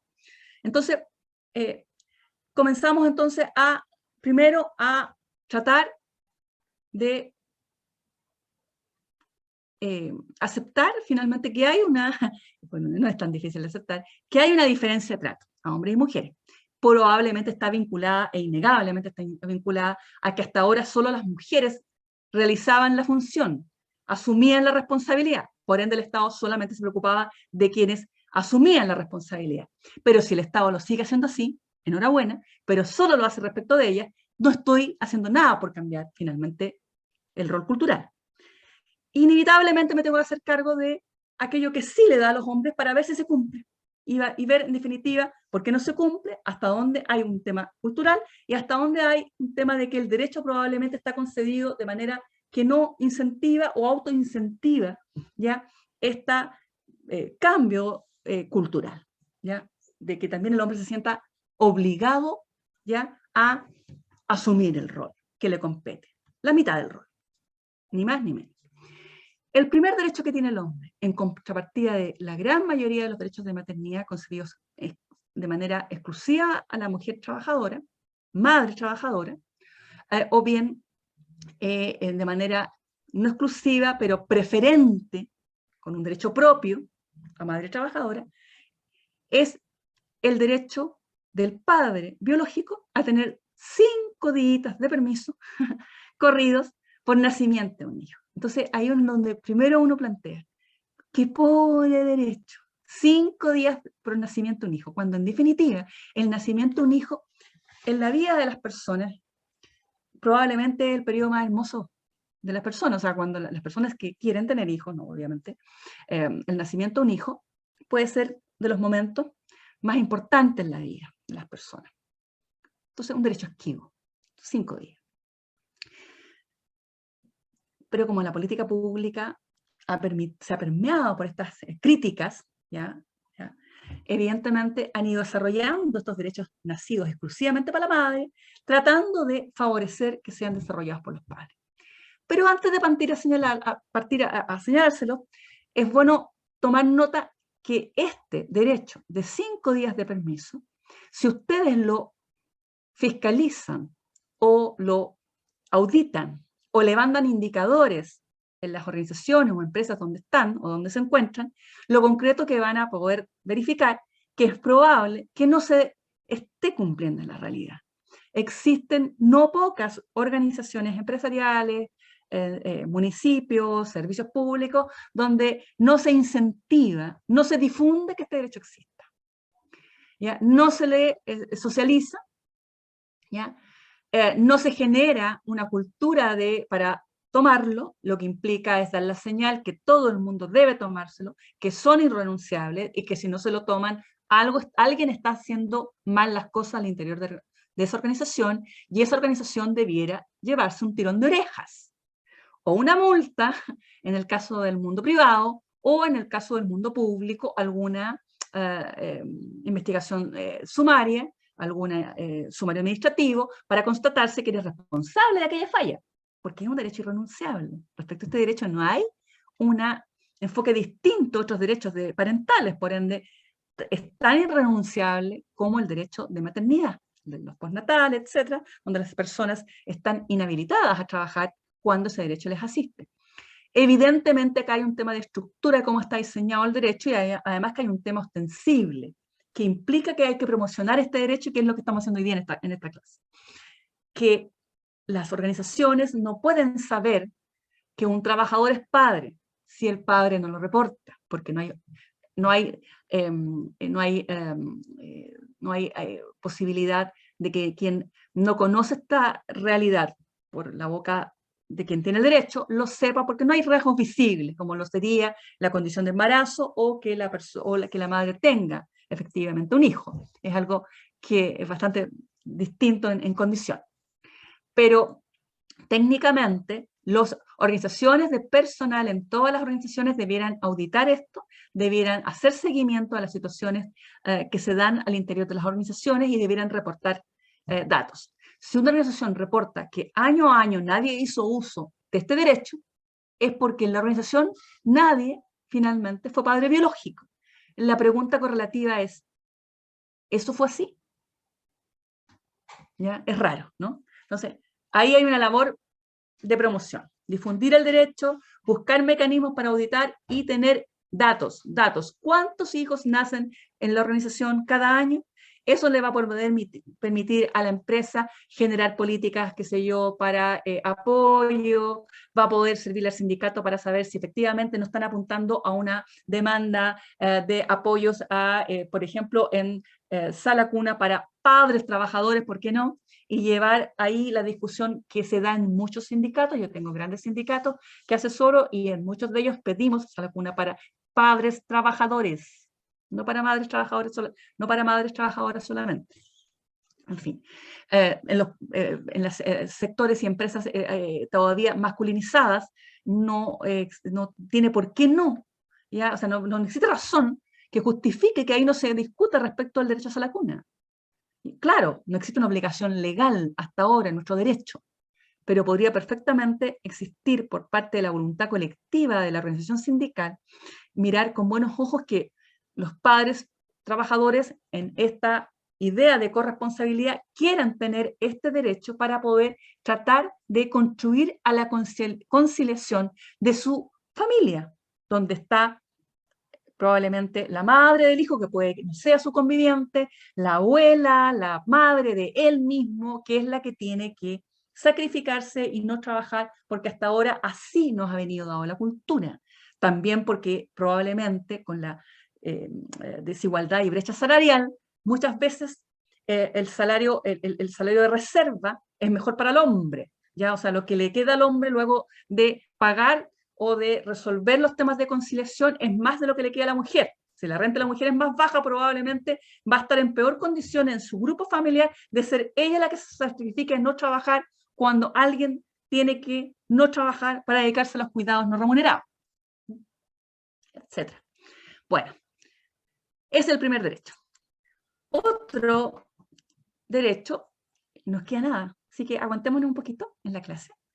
Otro derecho interesante acá es el permiso postnatal. Vamos a tratar en conjunto, como nos queda poco, es el permiso postnatal parental y el permiso postnatal, el permiso postnatal y el permiso postnatal parental. Ambos, ¿ya? Ambos dos, o sea, el permiso seguido al parto que toma la madre, como aquel que se suplementó en el 2012 y que hace extender el permiso postnatal a 6 meses, ambos dos pueden ser transferidos, ¿ya? Al padre cuando, por derecho propio, cuando muere la madre. Cuando muere la madre, la legislación ya previno que el permiso no se perdía, ni el permiso ni el subsidio pasa al padre. Es obvio, la madre falta. No es un gran avance, pero enhorabuena. ¿Por qué no es un gran avance? Porque evidentemente la razón es obvia, la madre no puede tomarlo desde el punto de vista de la política pública. Por ende, hay una razón económica que el Estado le pareció neutro y lo dio. Pero lo concreto desde el punto de vista del cambio cultural, estoy cambiando en algo la cultura porque el hombre se hace cargo, pero lo interesante sería poder también que hubiese derechos correlativos para ambos padres, que es lo que no existe. Otra alternativa es que el padre tenga el cuidado personal. O sea, la madre no ha muerto, pero el padre obtiene el cuidado personal por sentencia judicial. Ahí el derecho pasa al padre, ¿ya? Postnatal parental. Y la otra alternativa es la transferencia del postnatal, en este caso solo el postnatal parental, solo aquel periodo posterior al postnatal, ¿ya? Que es también es un periodo de 12 semanas, ¿ya? Pero no se le puede transferir al padre las 12 semanas, se le puede transferir al padre una parte de ese, que son 6 semanas, a partir de la semana séptima. O sea, se entiende todavía hay un celo ya en la legislación de no transferirle al padre todo desde los 12 semanas. Ese es un celo, podríamos decir un celo machista probablemente, en términos de celo propio. Muchas veces se mira el derecho como propio que tenemos las mujeres, derechos maternales, pero en definitiva lo que hay ahí es la posibilidad finalmente de hacer que el otro asuma parte de su responsabilidad con un apoyo del Estado. Es evidente que mientras este tipo de beneficios estén indexados a un subsidio maternal, ¿ya? Que está calculado en función de remuneraciones imponibles, siga no siendo incentivado que haya transmisibilidad si es que el hombre trabajador tiene rentas superiores a el subsidio, o sea, digamos, la remuneración imponible, ¿ya? Porque de ser así, va a haber una merma en renta y el ser humano, por lo general, ya trata de tomar decisiones económicamente sustentables para la realidad en la que toma decisiones, ¿no? Independientemente de que las personas no estén conviviendo, ahí habría que aceptar una pérdida económica, ¿ya? Si el subsidio es menor para uno de los padres, en este caso, el que tradicionalmente a veces gana más, que es el padre, en ese evento, que es el más mayoritario, evidentemente. Otro beneficio es el permiso por enfermedad del hijo menor de 1 año, que sí es un permiso transferible que dentro de los últimos 3 o 4 años ha tenido un cambio en la tendencia de uso por parte de los padres. El permiso de 5 días por nacimiento biológico, el subsidio y permiso postnatal y el parental transmitido por cuidado personal o por transferencia en el caso postnatal parental, no ha funcionado tanto como se pensó, porque evidentemente por estas cosas que he señalado y por esta falta de incentivo que tienen los padres de asumir su rol finalmente familiar. Pero este sí está teniendo algún efecto porque son pequeños momentos, son enfermedades cortas, y lo que ocurre en la práctica es que los padres trabajadores, padre y madre, comienzan a utilizarla de manera compartida para que no afectar las trayectorias profesionales de las madres. Ahí se nota que ha habido un cambio, porque antes de los 3 años anteriores, o sea, estamos hablando del 2018 hacia atrás, ¿ya? En la estadística del 2017 hacia atrás finalmente, porque la foto del 2018 es del 2017, las tasas de ocupación eran de menos de 1 punto, 0 y algo. Pero hoy día ya vamos sobre 7 puntos, ¿ya? Entiendo que hoy día estamos en más de 9 puntos de utilización, y eso es harto cambio, eso es un alto salto. Entonces, ahí está habiendo mucha dinámica, fundamentalmente porque tiene que ver con lo que estamos hablando, que es conciliar.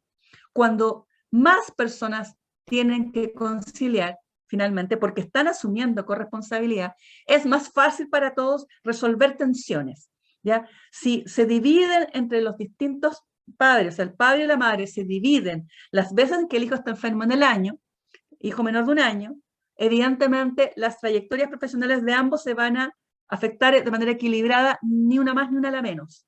Y el padre también tiene un valor, recibe una ventaja si la madre no ve afectada su trayectoria profesional por muchas razones, porque a él le importa que la madre esté bien, la madre de su hijo esté bien, porque probablemente la economía familiar esté avenido, la pareja o no esté avenida, también se beneficia con aquello. Y finalmente porque es lo correcto y es lo que está hoy día siendo socializado fundamentalmente entre las parejas más jóvenes. ¿Ya? Entre las parejas más jóvenes. Entonces, ahí tenemos un elemento importante. Entonces, este también es un subsidio que puede usar el padre por decisión de la madre, por muerte de la madre y por tener el cuidado del menor. Pero lo concreto es que está en alza y evidentemente no han subido ni los cuidados de padres, o tal vez sí un poquito, ni las muertes. Probablemente hay un cambio cultural interesante. El tema del cuidado personal sí está siendo ocupado como un resorte para manejar estos beneficios. El problema es que es un resorte esquivo, porque implica que las parejas vayan a tribunales. Y ir a tribunales es un trámite que no todo el mundo puede hacer, no es asequible para todos. Por eso es importante que las políticas públicas avancen más rápido, porque si al final hacemos que las personas vean esta oferta de política pública y comiencen a buscar, aunque la gente hoy día es muy inteligente para utilizar las políticas públicas, empiecen a buscar cómo hacer uso de ellas, ¿ya? Transitando por los tribunales de familia, buscando, qué sé yo, las medidas que respalden cumplir con el requisito, lo concreto es que vamos a estar dando la posibilidad a quienes tienen esa agilidad y esa capacidad de utilizar el resquicio. Y también tenemos 2 últimos derechos que están unidos, que son permisos vinculados al cuidado de hijos en situaciones complejas, donde necesitan cuidados, que son cuando están enfermos gravemente. Y uno es el permiso tradicional que ya existía hace más de 15 años, que es el permiso restituible, un permiso que no está vinculado a política pública, sino que es un permiso de cargo del empleador otorgarlo, o sea, es obligatorio para el empleador otorgarlo, pero no es obligatorio para el empleador sostenerlo, y por ende el empleador lo que gana ahí es un derecho del trabajador que utilizó el permiso a restituirle el tiempo ocupado o devolverle después en renta, si es que no puede devolverse en tiempo. Y lo puede devolver de manera flexible, en permisos, en horas extras o imputándolo a vacaciones el tiempo. El tiempo son 10 jornadas diarias al año que se pueden también dividir. Y es un derecho interesante porque es un derecho que cuando se discute ya un derecho de última generación, que es el permiso SANA, que es un subsidio nuevo, hecho para el mismo propósito, pero con un sistema de seguro obligatorio de última generación, ¿ya? Se establece que en ambos casos, tanto en el SANA como en el permiso para personas de 18 años, los padres trabajadores y madres trabajadoras lo que tienen en definitiva es un derecho indistinto, un derecho propio. El padre tiene 10 semanas de permiso, la madre tiene 10 semanas de permiso. El padre tiene el derecho a SANA, la madre tiene derecho a SANA. No son derechos para uno y no para el otro, ¿ya? Los dos tienen el derecho. Trabajando los dos, ambos tienen el derecho. No tienen que mirar al otro, ¿ya? Son derechos que se establecen en casos de accidente grave, en caso de enfermedad terminal, en fase terminal, y enfermedad grave aguda y con probable riesgo de muerte. Es evidente que esto pasa por certificados médicos y en el caso de accidente grave, justificando el accidente grave. Esto es tan sencillo como entender que cuando ocurren estas situaciones durante la vida de las personas, ahí todo lo que hablamos de corresponsabilidad tiene mucho más sentido, porque probablemente la gente no le ve sentido que tengas que ir tanto sentido, a que tengas que ir a la reunión de curso, ¿no? a reunión de curso, o a buscar al niño al colegio todos los días y diga, bueno, ¿por qué no te lo puede ir a ver a alguien? ¿Por qué no lo puede ir a buscar a alguien? Y no tienes nadie que te lo vaya a buscar, ¿por qué tienes que ir a buscarlo tú? A que el hijo tuvo un accidente. Entonces, como una situación que hace mucho sentido transversalmente, por eso fue una política pública que hoy día es de obligación general, ¿ya? Pero como dije, esta problemática de tener que cuidar a hijos ante situaciones graves se desarrolla más como una ley que sacó Bachelet II, el gobierno Bachelet II, se llama la ley SANA o el permiso SANA, ¿ya? Que es un permiso ligado a un seguro obligatorio y ligado a un subsidio que se financia con ese seguro obligatorio. El seguro es obligatorio, grava las rentas como la cotización a la AFP, la cotización a la AFC, es un guarismito pequeñito, es de composición tripartita, va una parte de los empleadores, una parte del trabajador, una parte del Estado, ¿ya? Genera un pozo que financia un subsidio estatal que le reemplaza a el trabajador que hace uso del permiso la totalidad de la renta, por ende es una política pública de última generación y de mejor calidad, porque reemplaza la renta entera, incentivando que lo utilice aquel que quiera y pueda utilizarlo, independientemente de la renta, porque va a tener la renta entera protegida por el subsidio que le reemplaza la renta entera, no una parcialidad, como ocurre con los subsidios tradicionales por incapacidad laboral y por maternidad o parentalidad. Entonces, súper importante, este SANA es un SANA que hasta ahora ha tenido poca vida, que hay que monitorearlo, que hay que verlo, porque acá debiera estar el futuro de las políticas públicas para apoyar cuidados, y particularmente estos que tienen que ver con momentos claves en la vida de las personas que están sujetas a cuidado, ¿ya? Y que tienen que ver con necesidad de acompañamiento, como son las enfermedades.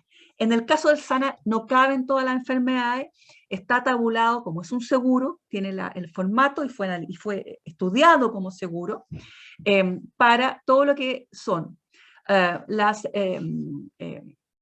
situaciones para los niños que padezcan cáncer, para los trasplantes de órganos secos, para todo lo que es la fase final de vida o para casos de accidentes graves. O sea, hay cierto tipo de enfermedades que están acá o situaciones de padecimiento de enfermedades. La enfermedad en fase terminal o el accidente grave o trasplante de órganos seco o cáncer. Derecho del padre-madre, no obstante de que es un derecho indistinto, por razones que tienen que ver estrictamente con protocolos médicos de cómo los establecimientos de salud se relacionan con los padres de los menores que están enfermos, es que se permitió la transferibilidad. ¿Por qué la transferibilidad es vista con recelo en esta exposición por mí, como en los debates legislativos, por las organizaciones feministas en general, por la gente que estaba detrás de desarrollar políticas públicas que fueran consistentes con la CEDAW y con el 156, que favorecen más la existencia de derechos propios de cada padre y madre trabajador? Fundamentalmente porque la transferibilidad permite que uno de los padres solamente ejerza el derecho, y al solo ejercerlo, evidentemente está ejerciendo o está cumpliendo con la obligación de cuidado. Entonces, es una señal también que favorece que se sigan haciendo las cosas de manera no equilibrada, cuando la señal es que debiéramos tratar de equilibrar. Pero eso tiene que ver con que la gran mayoría de los establecimientos de salud exigen a un solo, en el caso de enfermedades graves de estas características, ya exigen que exista un solo miembro de la familia a cargo de la relación paciente-médico. El niño no puede estar a cargo de esa relación por razones obvias, y una persona tiene que estar a cargo y esa persona finalmente incide en que haya esa transferibilidad, porque muchas veces podrían existir problemáticas con otro tipo de políticas públicas, como son las políticas que tienen que ver con las políticas de asistencia de salud. Pero sí se hizo un gesto a esta idea de la corresponsabilidad, planteando que en el caso de accidentes, al menos un tercio del permiso no puede ser transferible. O sea, en el caso de accidentes graves, ninguno de los padres puede no hacer uso del beneficio, si es que lo quiere hacer. Evidentemente los padres podrían no tomar uso del permiso y al no hacer uso del permiso, no atender a sus hijos en un periodo importante de sus vidas. Entonces, ese es el sentido del apoyo de política pública a los padres que trabajan, que el acento se pone en ellos. Si el sistema les da apoyo, ¿por qué no lo ocupan? ¿Por qué no ocupan y se hacen cargo de su responsabilidad? ¿Ya? Y ahí es donde finalmente uno siempre da el ejemplo del postnatal noruego, en el que los padres trabajadores, hombres, tienen un postnatal exclusivo, excluyente, para ellos de 3 meses. Si no lo toman, se pierde. Lo pierden ellos, lo pierde el hijo. Es eso lo que un padre trabajador quiere identificar o demostrar socialmente, que no está disponible para ocupar un permiso que se le otorga por parte del Estado, que a su cargo le entrega una prestación pecuniaria para estar 3 meses con su hijo y no está con su hijo 3 meses. Es así como se cambia la cultura, con ese tipo de apoyo, y por eso es el sentido de difundir la corresponsabilidad, ¿ya? El derecho a alimentar también es un derecho que se puede transmitir. Probablemente en el mundo municipal lo tienen claro porque existe en el sector público una normativa donde se pueden generar convenios para llevar a la cuna a hijos de... a la sala cuna del padre trabajador, por ende puede ser una cosa que, un derecho que ya conozcan. Se dan cuenta que, bueno, son muchos los derechos, pero igual me costó contarlos en la hora de clases que teníamos, el tiempo de clases que teníamos. Plantearnos o reforzar esta idea de que la conciliación laboral en contexto de corresponsabilidad es la solución. Es la solución porque es una mejor solución. Porque mientras más personas comparten la responsabilidad, la conciliación que tiene que buscar cada cual en sus distintas ocupaciones, remuneradas o no, es más factible. Cada cual tendrá que buscar solucionar un problema de tiempo, de necesidad de tiempo más bajo, porque todos comparten la responsabilidad. De igual forma, el Estado, la sociedad, la comunidad y las organizaciones y empresas tienen también que contribuir y apoyar esa conciliación. Son corresponsables socialmente porque a ellas también les va a llegar el beneficio de atender esa necesidad, con innumerables ejemplos. De partida, o sea, esto no es poesía, estos son datos o levantamientos que se hacen sobre la base empírica de encuestas desarrolladas por grandes consultoras, ya coincidentes además, no es una consultora, no es solo McKinsey, también hay otras consultoras que han hecho levantamientos de cómo impacta la corresponsabilidad en organizaciones, como también la OIT, a través de una encuesta Gallup importante que se hizo para la celebración del centenario de OIT, se realiza respecto a lo que implican en políticas públicas, de cuánto recibe ya el Estado por generar políticas públicas que apoyen ya los cuidados, ¿ya? En contextos de corresponsabilidad, ¿ya? Por ende, otorgando beneficios en igualdad de condiciones a padres trabajadores y madres trabajadoras. Acá les dejo la slide respecto a lo que el impacto en las empresas, aumento en la productividad, mejoras en la calidad de trabajo, reducción del absentismo laboral, esa doble presencia, esa problemática que tenemos cuando trabajamos y estamos preocupados de qué pasa con mi mamá que está, digamos, en una parte, digamos, de la casa donde estoy teletrabajando, en fin, enferma. En fin, son cuestiones, son ejemplos de cómo favorece. Por cierto, estamos hablando finalmente de datos empíricos que se han levantado en el manual que queda de texto y que está en la slide que ustedes pueden consultar en la página de la Universidad Alberto Hurtado, de Win-Win y de Fundación Chile Mujeres. Les iba a hacer esta pregunta que respecto de cuáles son los derechos parentales que más han usado. Esto es muy interesante que ustedes lo compartan tal vez en sus organizaciones, a lo mejor lo vemos en el segundo taller. y sin lugar a duda creo que hay que verlo en el segundo taller. Surge de ahí mucha dinámica interesante, muchos ejemplos y muchas líneas de cómo resolver las preguntas que les voy a hacer seguidamente. Otras preguntas. Y fundamentalmente tiene que ver por aquellas dificultades que hayan experimentado cuando hayan querido transferir derechos, cuando hayan conocido de que algún compañero de trabajo, amigo, familiar haya querido hacer uso de estos derechos, y por cierto también la experiencia que tienen en su propia organización respecto a cómo promueven el uso de estos derechos. ¿Y por qué es importante esto en la organización donde ustedes están, gobiernos locales, que finalmente lo que hacen es definir políticas públicas dentro del marco de sus atribuciones, ley artículo 4, la ley orgánica municipal de municipios, o bien lo que son concreción de políticas públicas en mandato de esa normativa, como también de aquellas funciones que son delegadas por parte del gobierno central, del Estado central. Porque finalmente, en su condición de funcionarios públicos, importa no solo lo que pueden hacer hacia adentro, lo que han usado de esos beneficios, lo que han conocido de esos beneficios adentro para usarlo ustedes mismos o sus parejas, sino que también cómo ustedes, y por sobre todo, y porque están acá, cómo ustedes se ubican en el cumplimiento del Tratado Internacional como parte y miembros del Estado chileno, en esa labor de cambio cultural, de conformación de una corriente de opinión favorable a la conciliación. A través de la educación y la cultura, la educación está partiendo del mundo municipal, pero la cultura se mantiene y por ende la cultura probablemente tiene que ir hacia allá. Todo lo que es finalmente las labores de esparcimiento desde siempre, ya en los 90, mucho, recuerdo yo, todo lo que era el programa Jefa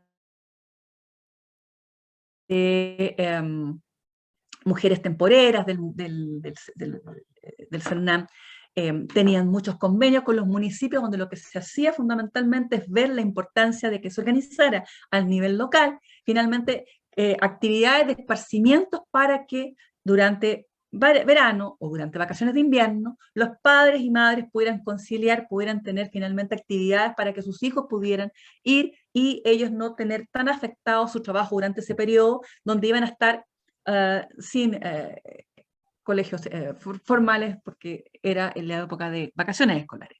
O bien todo lo que es la extensión horaria, ¿ya? Los centros de cuidado para gente trabajadora de temporera. No sé si se llaman así, ya no me recuerdo el nombre. La memoria ya a esta altura me falla. Son muchos conceptos, muchas palabras, muchas glosas, muchas abreviaturas. La asistencia social y jurídica. Yo acá les di una probablemente pobre descripción de los derechos parentales que tienen padres trabajadores. Probablemente cuando lo escuchan se van a dar cuenta que les faltan también conocimientos en los que son los derechos de las madres trabajadoras. Unos y otros tienen que ser conocidos por los trabajadores, tanto los trabajadores del municipio como para ejercerlos, trabajadoras y trabajadores, para ejercerlos, como para socializarlos en la comunidad. Por ende, la asistencia social y jurídica es importante, es un mecanismo para aquello. Ojo, tienen que haber todas las organizaciones empresariales, como los servicios públicos, reglamentos internos de orden. Los reglamentos internos de orden tienen que ser revisados cada cierto tiempo y actualizados con todos los derechos de maternidad y paternalidad. Debe de estar yo siempre digo esto, en formato PDF, con título, de manera tal que ustedes cada vez que necesiten y tengan una duda respecto a su existencia, ustedes lo digitan y les aparece el derecho sin atisbo de duda. Quien tiene claro el derecho, lo ejerce. Donde el derecho no es claro, hay un conflicto, por ende también a los DAF debiera interesarles hacer esa socialización permanente. Son muchos, nos gustaría que fuesen más simples, con requisitos probablemente menos alambicados, pero lo concreto es que es parte de nuestra realidad jurídica, no es chino, con todo caso no es chino mandarín, hay muchos especialistas que pueden darlo del ámbito jurídico como también de la asistencia social, ¿ya?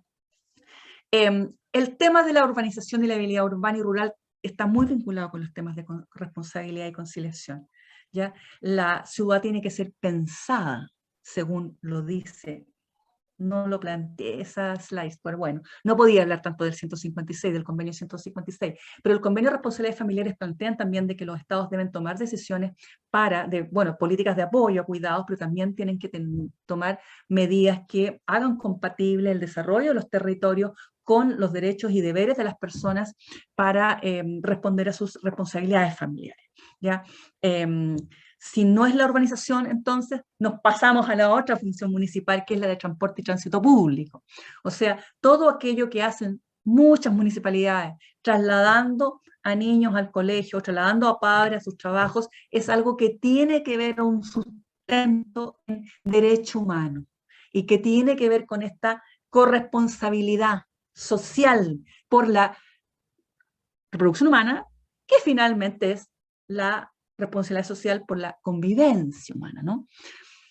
Promoción de igualdad de oportunidades entre hombres y mujeres, evidentemente es el principio transversal que les da sentido a todos los enfoques de género que ya le hemos dado. No hablé me salté el enfoque de género, pero era un poquito más largo y creo que es un concepto que requería más tiempo. Lo podemos ver en taller complementario.